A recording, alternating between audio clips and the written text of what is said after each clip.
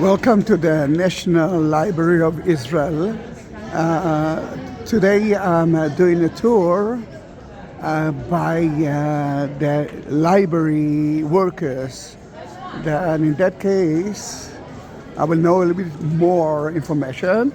It costs only 850 million shekels. Divided it to 3.6, you will know exactly how much it is in dollars. Most of the money came from donation, not from Israel itself, which is good. I prepared some videos about it, but from mainly private knowledge, not by professionals, except of Mary, if you remember. I don't know if you remember Tal Meged. Do you remember Tal? This is Tal. Yeah. Look how beautiful is the library.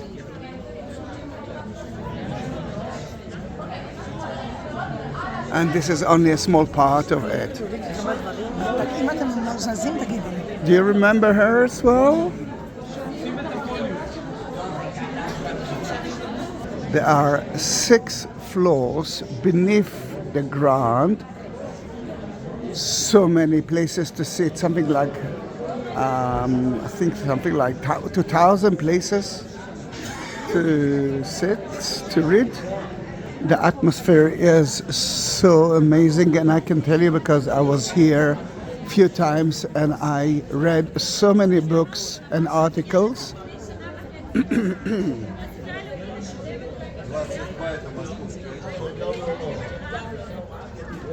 There are 4.5 million books, and additional to it, so many private collections and very ancient books beneath the ground.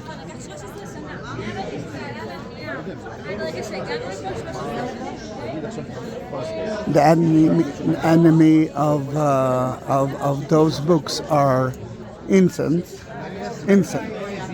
and water. Then there is a special place that's called the Treasury, like 5 stories of a building, and everything it's automatically. I mean, no human being be there, not a lot of oxygen there, not only 40% of oxygen tells us that fire is not possible there. Genius. We are going to see the Treasury later on. In the Treasury, the books are kept in boxes of 80 books each. You have to find it in the catalog, which is computerized, of course. And the catalog actually tells you that it might be one of 250,000 books that you can see in front of you. It's like books that everyone are looking for it daily. The rest is in the Treasury. If in the catalog it's in a Treasury, then you're just pushing the button, and about less than an hour, the book will be in your hands. Now you can see so many groups. I hope that you can hear me, because the Israeli Muslims, Christians, and Jews are the people of the book, and then everyone in Israel is studying. Many of them are going to the university. I'm reading a book every day. I'm reading the Bible every day.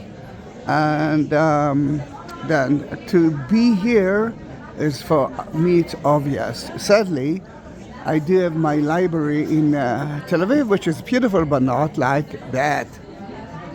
When we are bringing that book, it doesn't go to the same box. Mainly because one person is using it for more than 1 day, 2 days. He can take it home. Some people is actually using it for like let's say 20 minutes.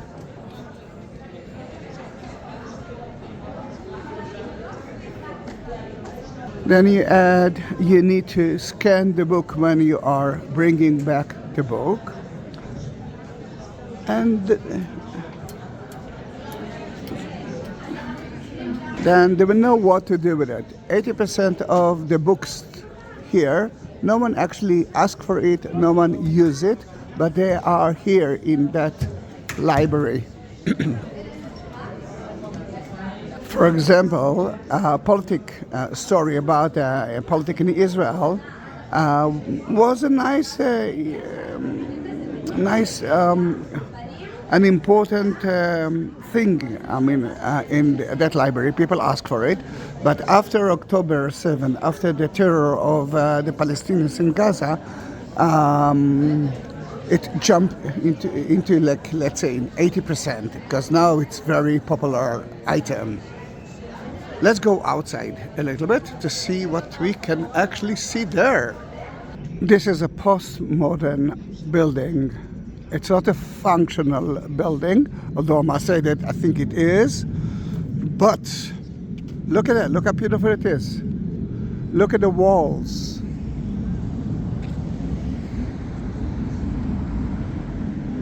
The inspiration is the Western Wall, the Wailing Wall. The one who designed it didn't actually speak Hebrew.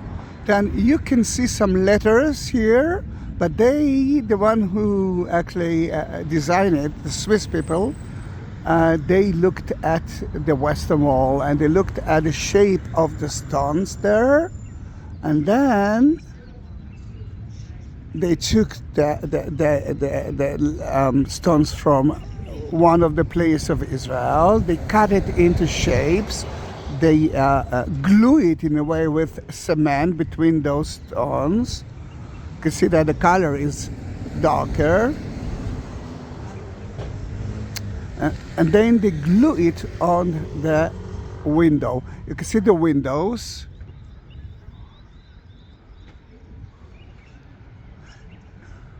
The gaps between the stones is actually, they took it from the Western Wall, that kind of gaps between the stones. And it's a beautiful creation, let's face it. Now the shape of the building, you can see that it actually started, goes all the way to here and then up. It's like a monolith object. It rise from the earth, and because of the color of the cement, there isn't any building like that in Israel. They checked it for 9 years for the color, the exact cement color. You can see that it actually stands on columns that went out of the ground. It's the color of the land. The shape is because of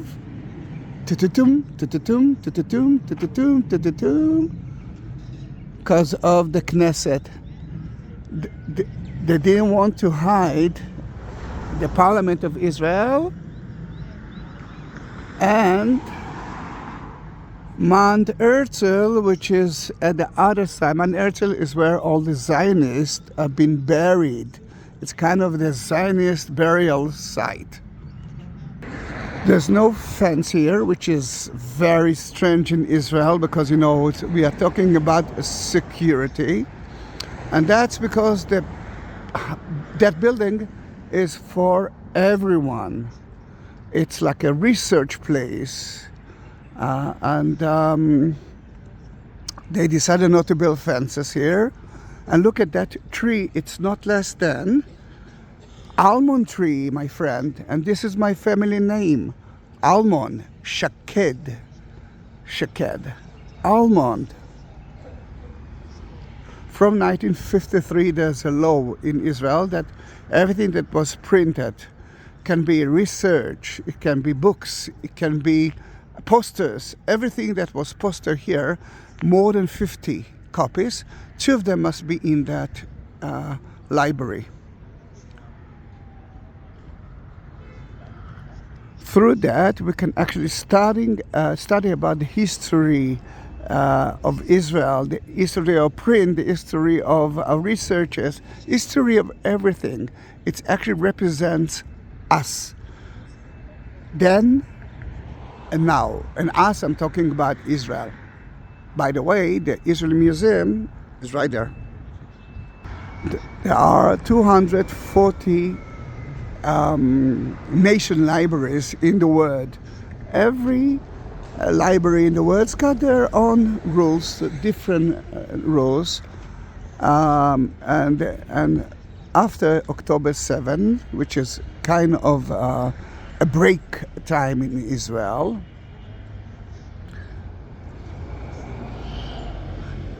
it became to be a place that preserved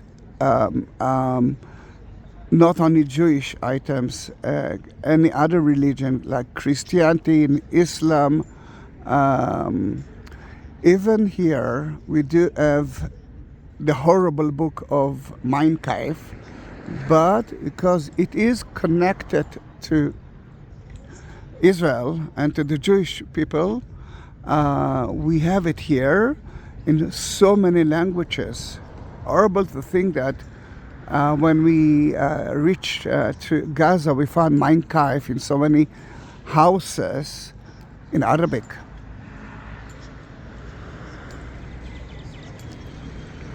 The entrance looks like, I don't know if you can see it as well, because I cannot, looks like lions.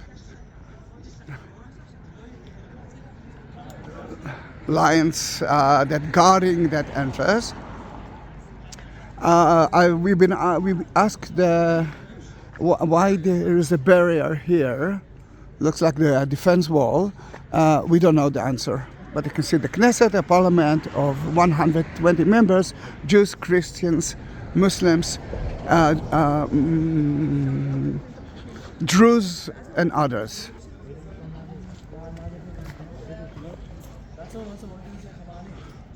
We're entering back to the place. I must say that it's not so cold outside today. We are now at -3, and there's kind of synagogue here and a mosque here. 20% of the Jews are Muslims. 20% of the Muslims in Israel are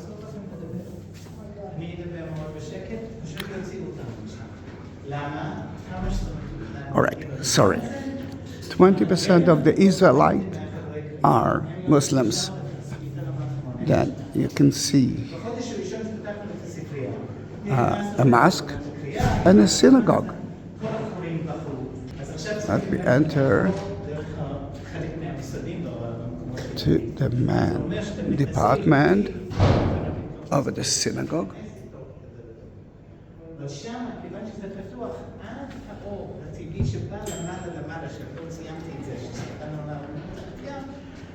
We are beneath the floor, 3rd story beneath. There's another 8 stories above us. I'm not sure that I can talk next to the robot treasure. Remember, we talked about it in the beginning, but I will take a video of it. At least that.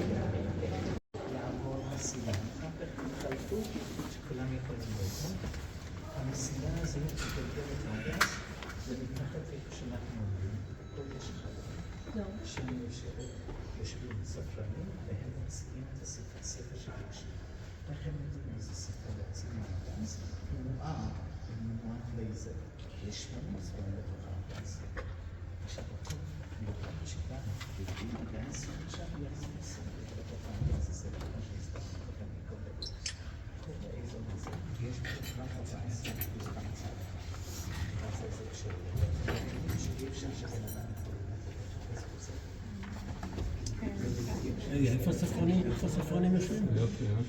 איפה הספרונים? זה איפה הספרונים?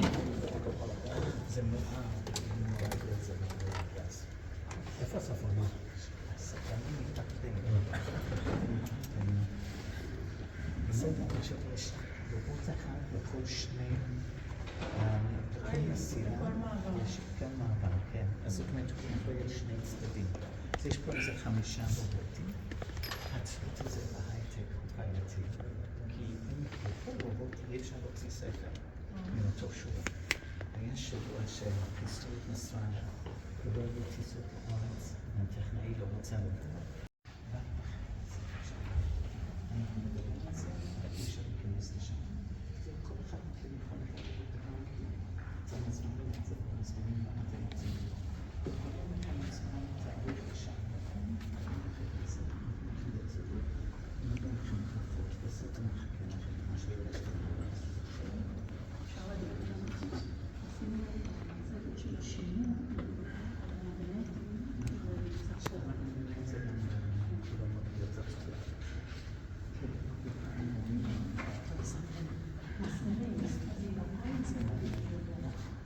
On the way you can see a very touching exhibition of some of the people that have been kidnapped by the terrorists of Gaza. And attached to everyone you can see his book. For example, Kafka, which was only 9 months old when he was kidnapped. You can see a children's book, and his brother, which is still not in Israel, was 4 years old, now he's 5 or even 6 years old. We don't know if he's dead or not. Next to his father's parents. The father came home a week ago. The mother, we don't know what's happened to her. And you can see that it's a place for Muslims as well, not for the Jews. And you can see. ואני רוצה לשאול אתכם אם נראה לכם שאתם יודעים מה הסיבה שדבר כזה יהיה בספרייה. זה ספר אבל. Unbelievable, isn't it? The black color of people who've been killed by the terrorists. Oh, we know that the bodies, most of the bodies are in Gaza as well. Unbelievable, isn't it?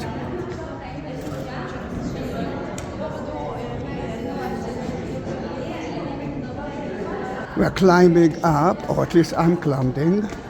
It's a green building, thinking about environment and about the books.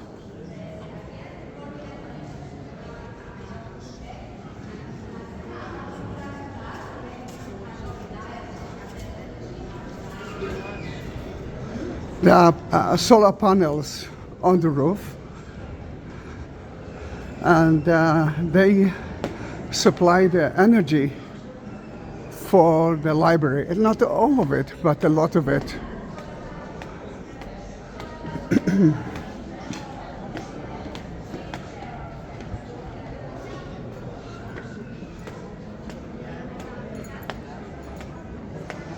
It's the building is built in the strict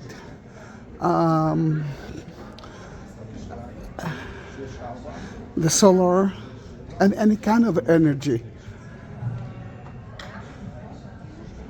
One of the few in the world, and maybe the only library that built in that kind of system.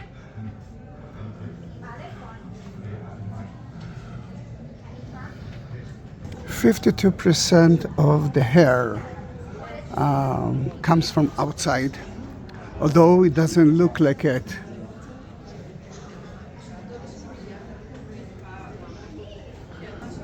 We're saving energy with light. You can see that the light comes from the outside, but there's a gap of half a meter between the windows. You can see the inner one, and it's kept the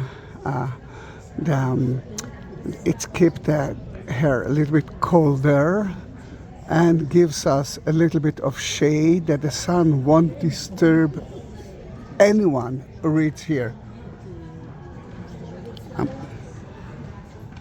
There are there are a few auditoriums here for shows, and some of the shows are here in that library.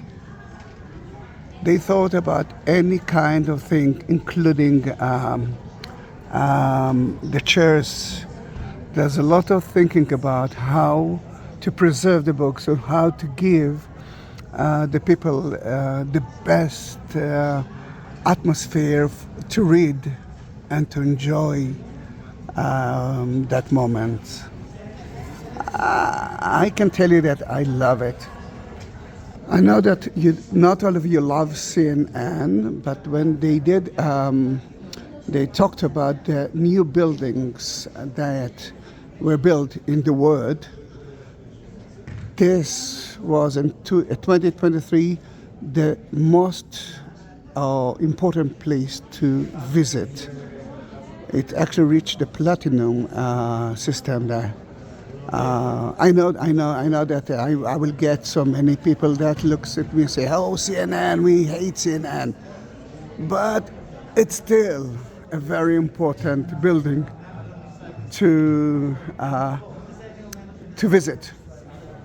There are so many exhibitions here. Some of them we might see now.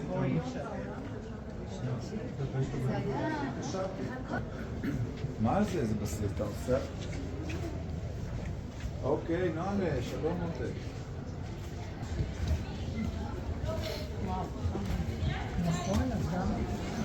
Wow, very crowded here. I'm not going into it because it's so big, but look how beautiful it is.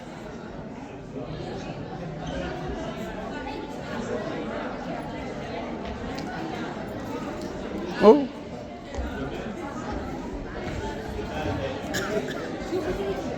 Hey, Jerusalem, Echa Omo.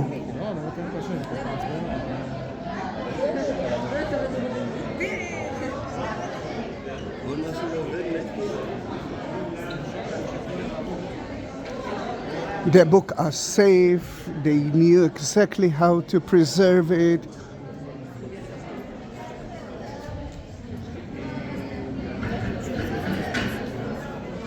For example, Babylonian Talmud from 16th century. It looks like butterfly here.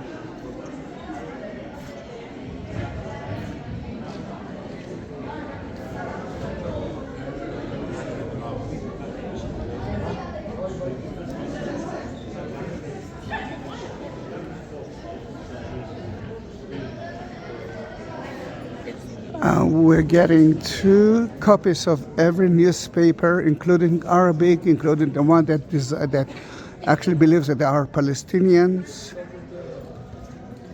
See how beautiful it is. It's like you can be here hours and hours for hours.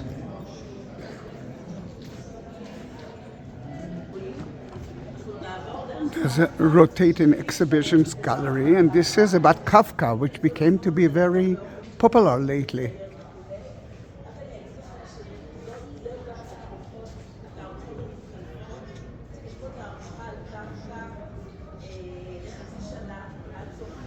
Look at that, you can see the Quran from Iran, 1834,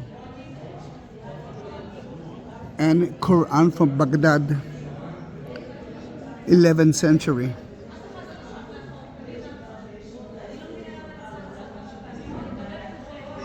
Well, it's almost obvious. This is, for example, the Vulgata from 13th century.